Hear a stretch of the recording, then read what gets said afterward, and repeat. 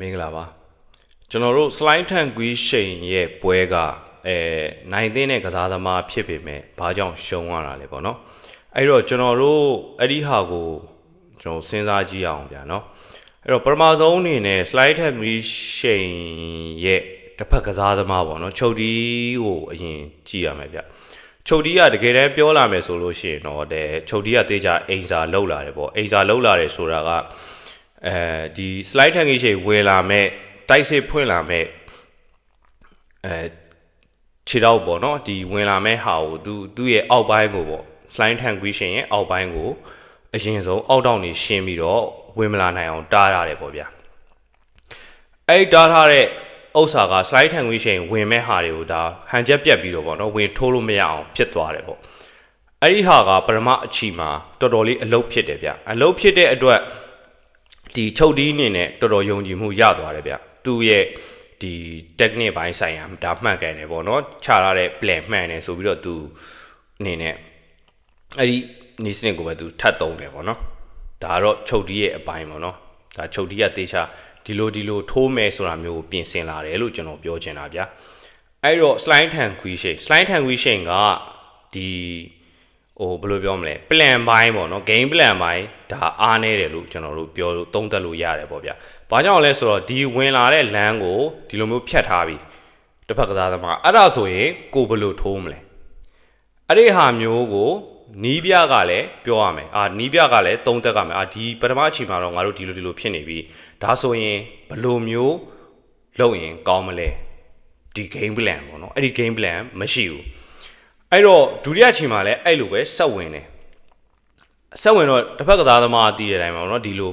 အောက်တောင်နေရှင်းပြီးတော့ဒါဖြတ်ထားတာပေါ့ဗျာဝင်ဖို့ခက်တယ်ဒီအောက်တောင်ရှင်းလိုက်တဲ့အချိန်မှာကန်ခံရတဲ့အချိန်မှာဟန်ချက်ပြတ်သွားတယ်ပေါ့ဗျာ slide ထန်ခွေးချိန်ဟန်ချက်ပြတ်သွားတယ်ဟန်ချက်ပြတ်သွားတဲ့အချိန်ကျမှဝင်ထိုးတယ်ချုပ်တီးကအဲ့တော့ဟန်ချက်ပြတ်နေတဲ့ slide ထန်ခွေးချိန်ကိုဝင်ထိုး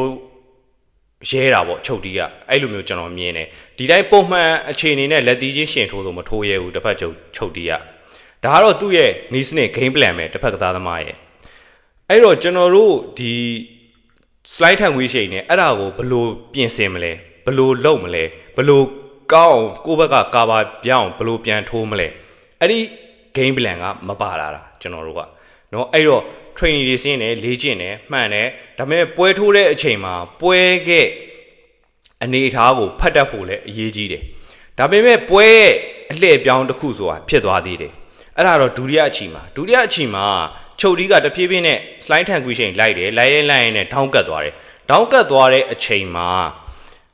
ကျွန်တော်တို့ဒီချုပ်တီးအနေနဲ့ကန်လို့နည်းနည်းကြက်သွားတာပေါ့ကြက်သွားတဲ့အချိန်မှာ slide ထန်ခွေးချိန်ဝင်ထိုးခွင့်ရတယ်ပေါ့နော်ဝင်ထိုးခွင့်ရတဲ့အချိန်မှာတော့slide ထန်ခွေးချိန်နေနဲ့တေချာအသုံးချပြီးထိုးနိုင်တယ်ဗျတစ်ဖက်ကစားသမားကရှင်မထိုးနိုင်ဘူးဆိုတာသိရเนาะအဲ့အတွက်ကိုရှင်မထိုးဘူးသူအဲ့တော့ slide ထန်ခွေးချိန်နဲ့ထိုးခွင့်ရတဲ့အချိန်မှာတလုံး back ဆိုကြောက်အောင်ထိုးသွားနိုင်တယ်ထိုးသွားတယ်ဆိုပေမဲ့ထိရက်ကအရန်ကြီးအကောင်းကြီးမဟုတ်ဘူးဂျောကိုမထိဘူးပေါ့ဗျာပြောချင်တာခေါင်းကိုထိသွားတယ်ခေါင်းဒီနှထင်အဆက်နာကိုထိသွားတော့ခဏမူးပြီးတော့ထိုင်ကျသွားတယ်ဗျเนาะအဲ့ဒီအချိန်မှာကိုအနေနဲ့ကိုတစ်ဖက်ကကစားသမားပေါ့နော် slide ထန်ခွေးချိန်အနေနဲ့တစ်ဖက်ကစားသမားကဘာဖြစ်သွားလဲဘလို့ဖြစ်သွားလဲဆိုတာကိုသုံးသက်တတ်ဖို့လည်းအရေးကြီးတယ်ပေါ့နော်ပွဲပေါ်ဖတ်နိုင်မှုအရေးကြီးတာပေါ့နော်အဲ့ဒီမှာ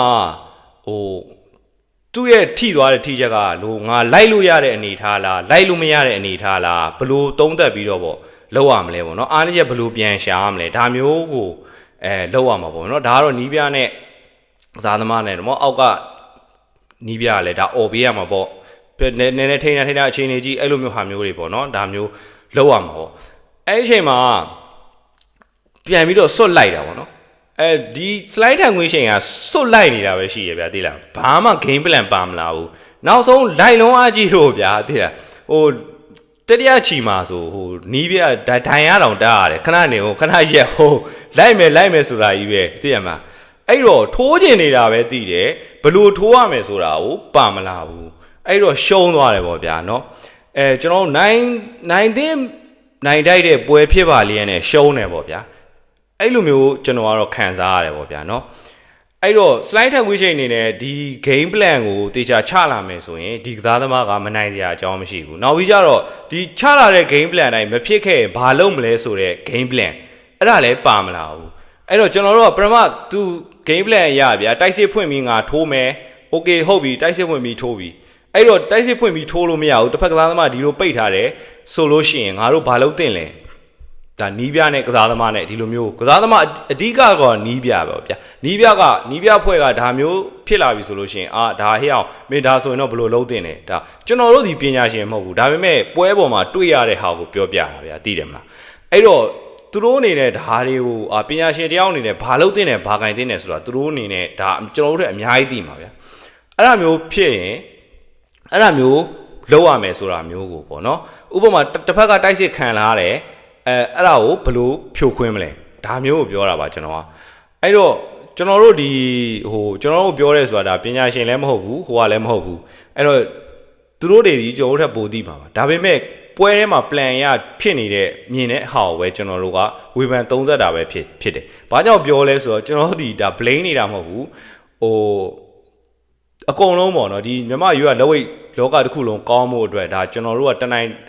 ပရိသတ်တယောက်အနေနဲ့တနိုင်တဲ့ပိုင်းဝင်ပြောခြင်းပဲဖြစ်တယ်ဗျာနော်ဒါကျွန်တော်တို့ခါတွေမှားရင်လည်းမှားမယ်မှန်ရင်လည်းမှန်မယ်လက်ခံရင်လည်းရလက်မခံရင်လည်းရဒါပေမဲ့ပွဲမှာတော့အဲ့လိုဖြစ်နေတာကိုကျွန်တော်တို့ပရိသတ်တွေနဲ့မြင်ရတာအဲ့ဒါကိုပြောပြခြင်းပဲဖြစ်ပါတယ်ဗျာဟုတ်ပါတယ်ကျွန်တော်ရဲ့ channel လေးကိုလည်း like and subscribe လုပ်ပေးကြပါအောင်ဗျာကျေးဇူးတင်ပါတယ်ကျွန်တော်ကိုစီပါ